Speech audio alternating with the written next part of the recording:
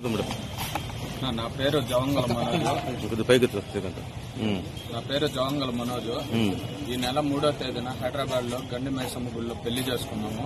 తర్వాత SP madam 4వ తేదీ ఎస్పీ మేడం కాడికి వచ్చాము.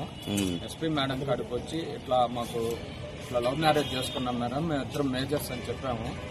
అమ్మాయి ఉండేసి మేడం గారు అమ్మాయిని అడిగారు. రవి గారు అమ్మాయి ఫేస్ కనపట్లేదు కింద అమ్మాయిని అడగంగానే అమ్మాయి మొత్తం చెప్పింది. ఇట్లా నేను ఫోన్ చేస్తేనే వచ్చాడు మేడం, ఇట్లా మేము ఇద్దరం ప్రేమించుకున్నాం, 3 years నుంచి మ్యారేజ్ చేసుకున్నాము, మా ఇంట్లో వాళ్ళ మీద ప్రాణహాని ఉందని అక్కడ కేసు పెట్టి రావడం జరిగింది స్పందన కార్యక్రమంలో.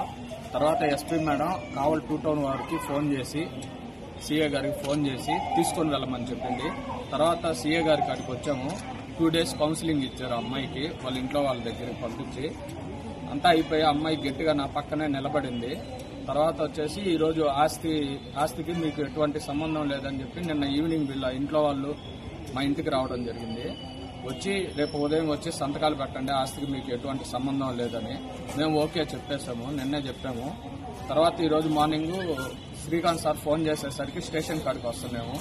మార్గం మధ్యలో విక్స్ కాలేజ్ కాడ మమ్మల్ని కారం కొట్టేసి కింద పడేసి కొట్టి అమ్మాయిని కురికి గందరగోళంగా ఇచ్చేశారు.